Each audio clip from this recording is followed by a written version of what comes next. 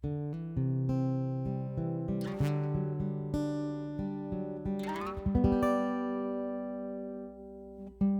everyone, I'm John Steele, and this is After 4, a podcast for InterVarsity alumni. Life after college is hard, and even a great experience with your InterVarsity chapter doesn't shield you from the challenges of transition.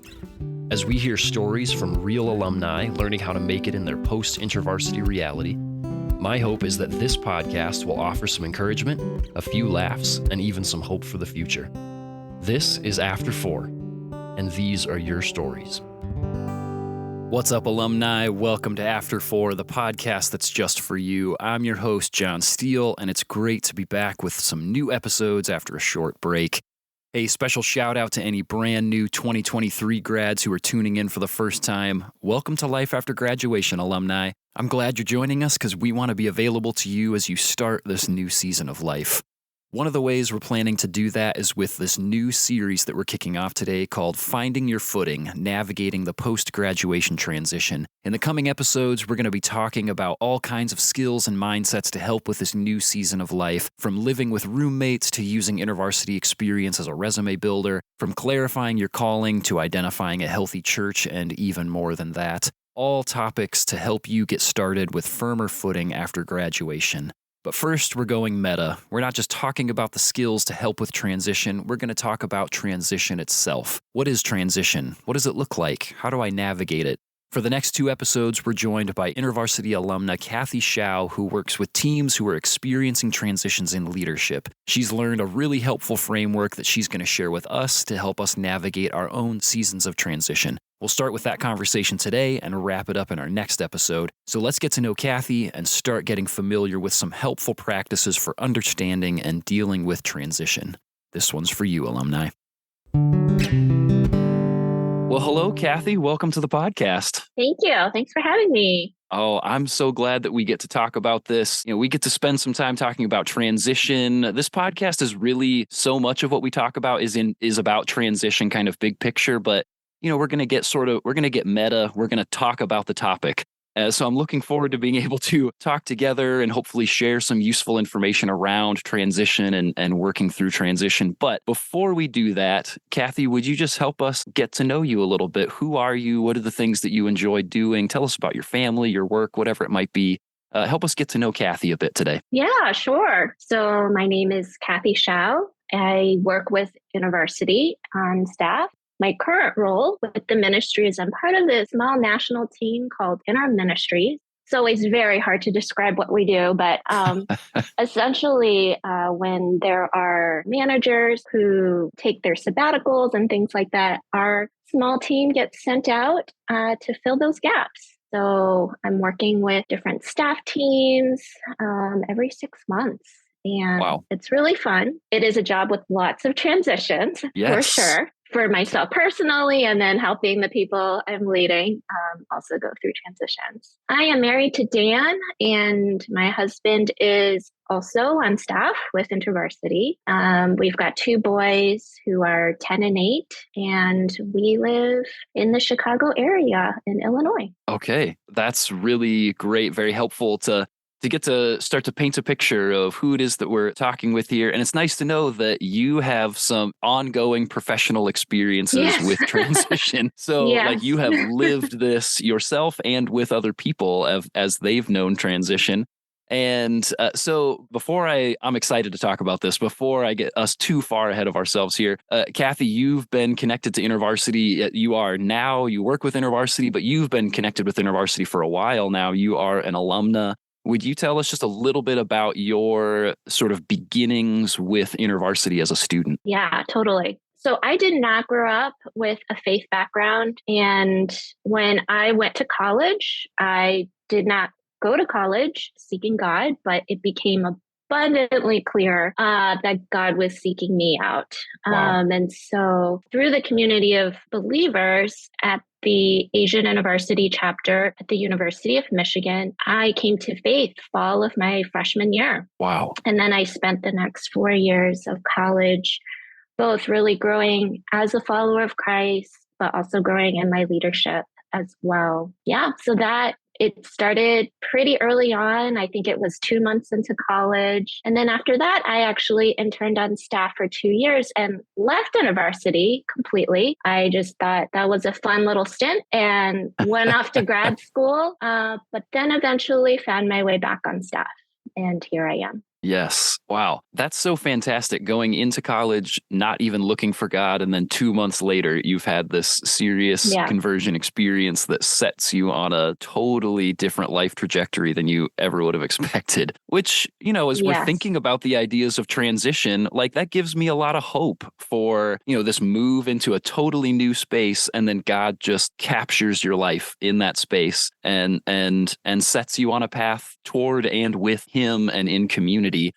That's helpful to know that we can look at transition in some really exciting and hopeful ways, even though it can also be kind of a intimidating thing as well as we consider big life changes. Well, okay, so then, Kathy, as we've already said 100 times, we're talking about transition today. Something that we can all identify with at one time or another in one way or another. Our alumni, and I would say our newest alumni in particular, those who are about to graduate or those who have just graduated in the last few months, or depending on when this airs, maybe even like just right now have graduated. I think that they in particular can really identify with this concept. And we've gotten to hear some bits of your story of moments of transition or ways that we know that you're engaging with transition. But can you tell us a story that really paints a picture of like, oh, here is a quintessential transition experience that I had in my life and some of the things that were happening for you as you went through that?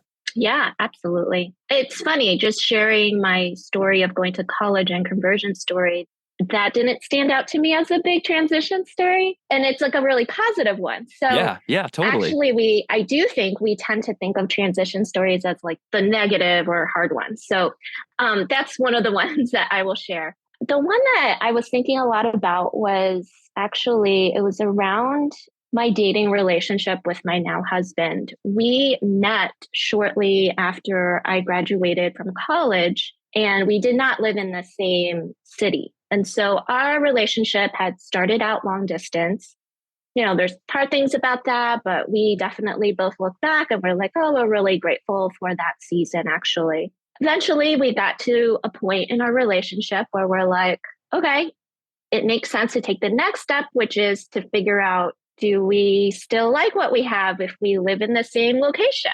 Yes. And so that was a big decision. My husband was already in the Chicago area at that time, working on a master's degree. And I was wrapping up with my internship with InterVarsity. And I was looking to start a master's program. So, logistically, in so many ways, it just made sense that I would be the one to move to where Dan was located. But this was such a hard decision for me. I am like the oldest sibling in my family of origin. I have always made decisions kind of like on my terms, quite independently from other people. In many ways, when I look back on my childhood, I'm like, oh, like I was sort of the first to try something new. So this idea that I might move somewhere for somebody else really bothered me. And then when it actually did happen, so that is how it turned out, I just really struggled with this idea of now being known first as Dan's girlfriend and not just Kathy. And this was really compounded by the fact that my husband is very outgoing. He kind of lives his life at a faster pace than I do. I'm definitely more introverted. And because he had moved here first, he already had ways of doing things. He had momentum in that. And so that change for me was a very significant transition for our relationship, also for me internally to kind of figure out how was I going to live my life differently and sort through some of the new identity things in that. Yeah. Wow. When you think about compounding transition on top of transition on top of transition in that story, like not only transitioning from like this sort of work and community experience that you've known with this internship, but then moving to a new place and stepping into a new education experience in a master's program, being closer together with this person that you're dating, new relationships that way. Holy smokes, there's so much that's at work, so much that's at work there. I'm really glad to hear that this experience in the end has worked out nicely, because, you two are married at the end of this. Yes. Well, it's not the end of the story, but that you are Yeah. married. Kathy, I can identify with so much of so a little bit of my own transition story, and people who are listening have heard different parts of this in one place or another from the podcast. But I had the same thing. I was dating somebody long distance. I was wrapping up my undergrad, and was like, well, my undergrad was in psychology. So I'm like, well, okay, I'm going to need something more. That's what I majored into. Yeah, there you go. And so I'm like, all right, well, it makes sense if I need to go to another program anyways, and we've been dating long distance, I might as well move closer to this woman that I've been dating and start a master's program. And I had so many of those same, like, new place, new program, new relationships, and a new spin on this relationship that we had been working on long distance for years. I will say it did not go as well. That person is not the woman that I am now married to. So it doesn't always work out. Yeah. No, it doesn't. But you know what? I did meet my wife, Caitlin, who I'm now married to. I'm really grateful that that's the way that part of the transition worked out. And yeah, it's crazy, like all of the different layers of transition, because sometimes it just feels like I'm moving to a new place, and you can sort of just like boil it down to just that.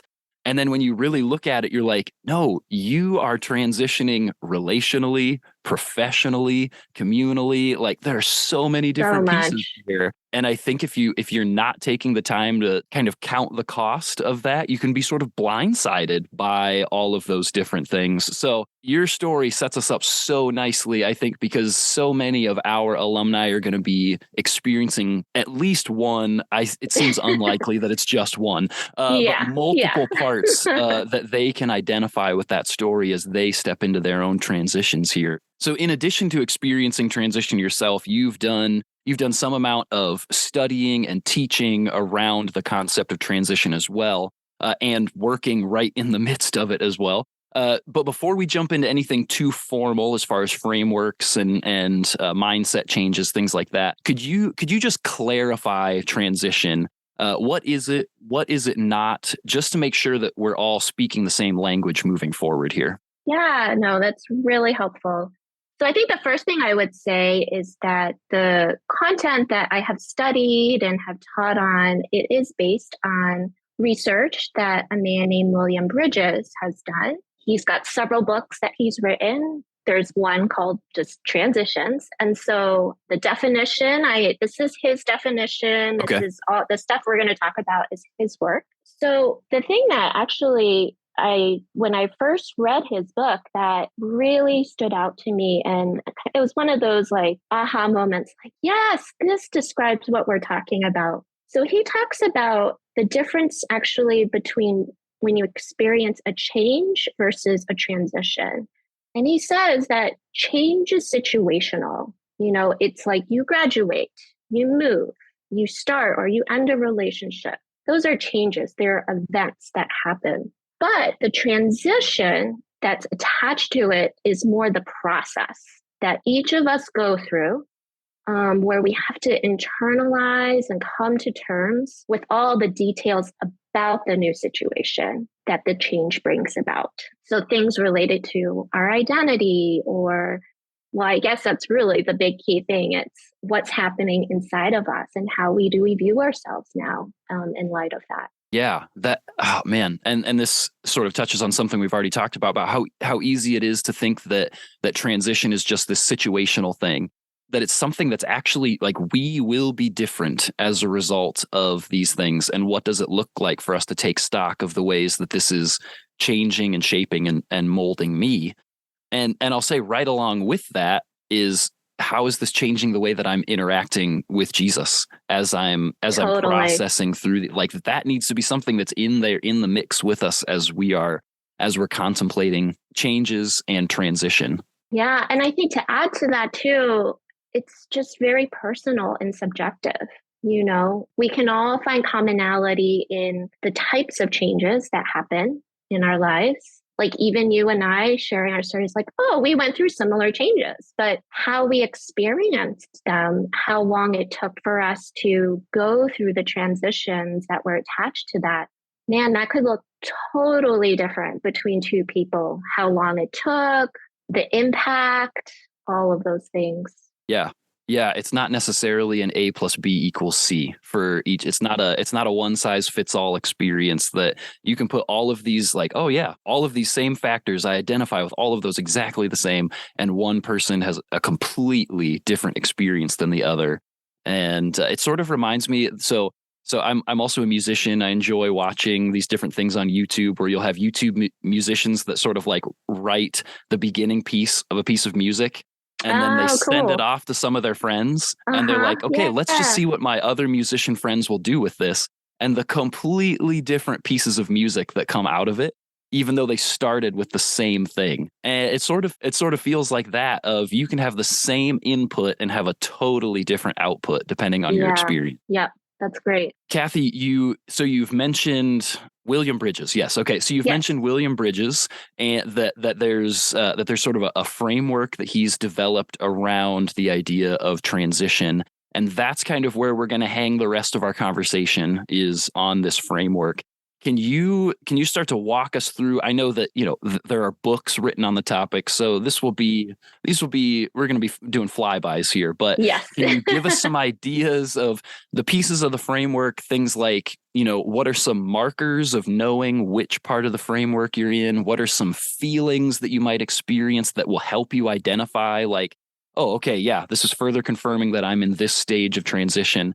And then I'm sure there are multiple tools that we could apply. But again, for the sake of time and not overwhelming people in just a, 20 or 30 minute conversation, can you give us just like maybe one practical tool for each one of these pieces and help give us a leg up on what it looks like to be prepared for transition? So the framework that Bridges has developed, he talks about there being 3 phases to transition.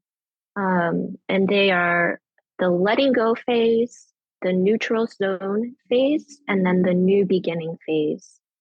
You do move through these phases in that order, and there are specific things that you need to attend to in each one. Bridges isn't necessarily saying that you completely finish one and then you're done with. So you can kind of experience things in all the phases at one time sort of thing, but there might be some overlap. So that's the first thing I'll just say. So yeah, I'll talk a little bit about each one. So the letting go. So what's helpful to understand is that with any transition, it starts with something ending. Every change that happens in our lives, there is always something we are saying goodbye to. Sometimes, many times, the goodbye may often be welcomed, like I'm done being a student. I never have to go to class again. Yes. That is awesome, right? But there are always things related to what we're saying goodbye to that sometimes maybe we didn't realize was important to us.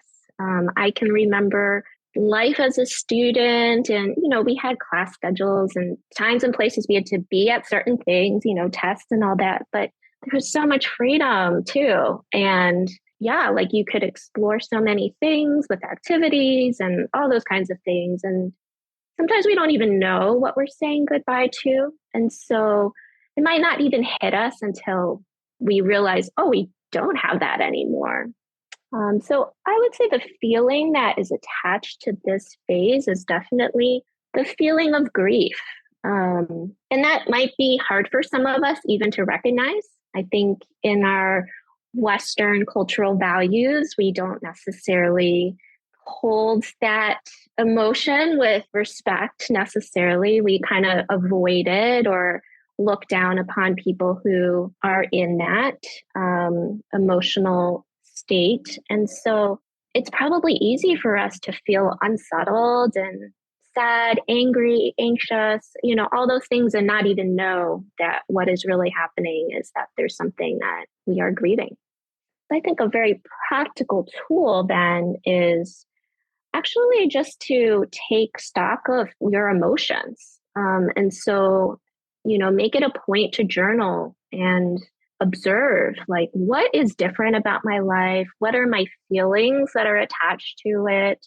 I think the tool definitely is being very committed to paying attention to your emotions, especially if you're somebody who hasn't experienced grief, or maybe you did, but didn't even know that that's what you were going through.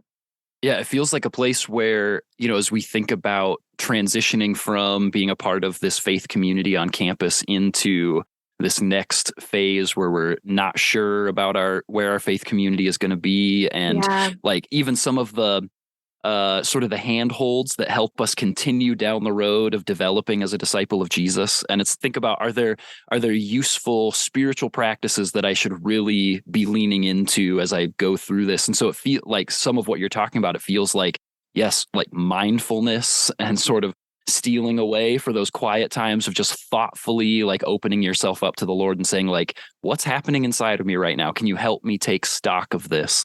And that's something you could partner with God really closely with in identifying like, what are these things that I'm feeling? And is it okay? Like the answer is yes, it's okay that you're feeling them, but like actually giving yourself space to process through that with the Holy Spirit. Yeah, totally. So that is the first phase. The second phase is what Bridges calls the neutral zone. And this is what he describes as an emotional wilderness. He has this great analogy. Well, there's two analogies that actually really stand out. The first one is one of a trapeze artist. And, when they are swinging from one bar to another, the letting go is when you're like literally letting go of that first bar. And you are trusting that, on the other end, somebody has swung that other bar to you for you to like catch just the right time. And that neutral zone is that in-between time where you're holding on to nothing and you're trusting that what is on the other end will come at the right time. So that's one analogy. He also, throughout his book, talks about just an overall analogy of the Israelites and their journey through transition, and in particular, the literal 40 years of wandering in the wilderness, and how that was necessary to be able to shed their old identity as slaves in Egypt in order to prepare them to enter into the promised land. And so this phase will probably feel like there's a lot of anxiety because you're like, I don't know what's next. I don't even maybe know how to get there. And you might feel frustrated if you're a type of person who, is used to just checking off the boxes and you do all the right things. And, so much of our student lives are scripted that way, right? We've been told most of our lives, like, you do this year, you do this year. And if you do all these things, here are the results that you can expect. Yeah, where's my advisor? Yes, I used to be able to sit down with my student advisor and they would help me put my class schedule together every semester. And now, who's that person for me? Yeah. Exactly. So it will feel for many of us just filled with anxiety.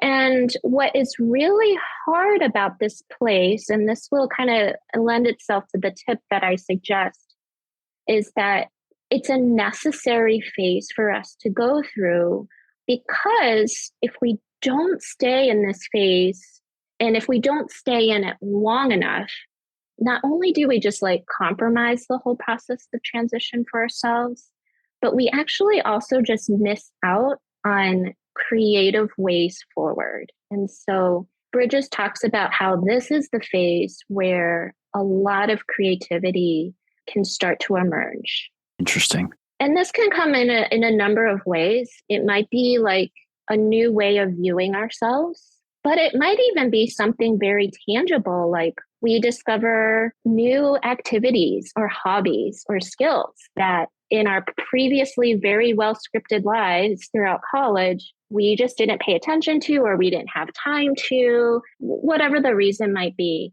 And it's usually not until we're in this state of disequilibrium that we maybe have the push to try some new things. So my tip would be in this phase, I guess the word of advice first would just be, don't try to escape that feeling of uncomfortableness. Like it should feel uncomfortable, but it's part of the process. So know that.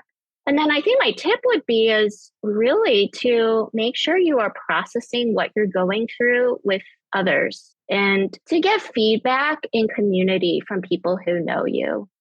You know, share what's hard, tell them the things that you're thinking about exploring and really get their feedback.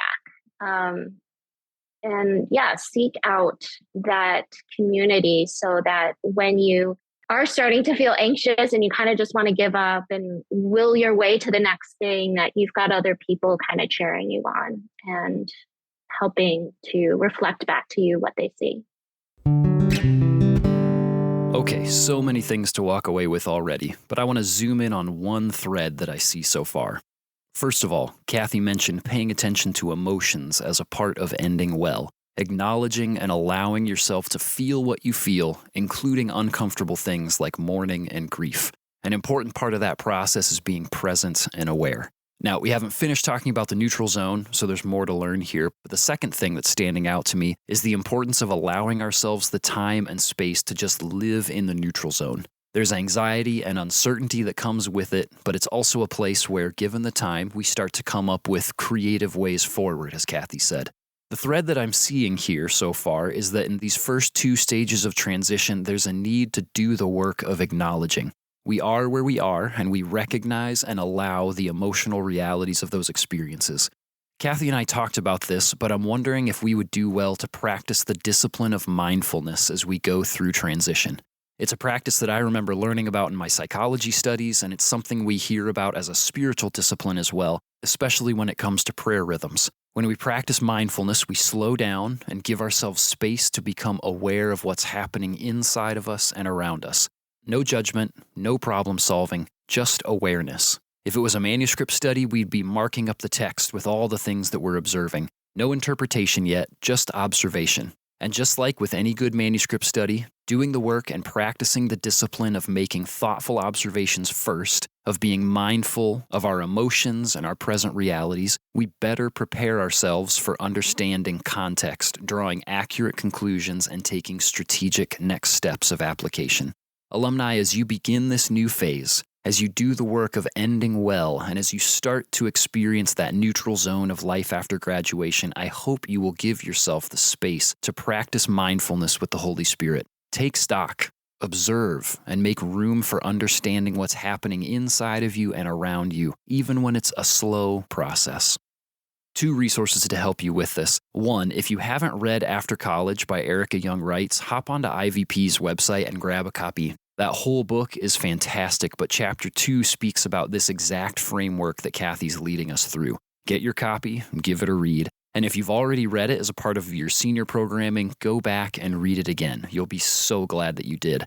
I actually have that section dog-eared in my copy. Second resource, if you'd like something to help you practice some mindfulness, check out our episode about the Daily Examine. It'll lead you through a 5 to 10 minute exercise that you can use every day to consider your surroundings and the ways that you're encountering God. Now, we developed that during the season of Lent, but we created it generally enough that it can be applied at any point. You can find a link to both of those resources in the show notes. Then come on back next time as we continue our conversation with Kathy. She's going to lead us through the final part of Bridges' framework, New Beginnings. You're definitely going to feel some encouragement as we talk about what it looks like to finally start feeling some confidence in our new surroundings. Hey, thanks so much for joining us today, alumni. If there was anything that you learned, really enjoyed, or that encouraged you from today's episode, would you send us a DM or tag us in a story? We'd love to hear about it. You can find us at After4Pod on Instagram and Facebook. And if you haven't already, take just a second to unlock your phone and subscribe to the podcast. If your platform lets you, leave us a rating and a review. And if you like what we're doing here, share us with your InterVarsity or other post-graduation friends. Thanks again for listening, and I will see you in the after, alumni.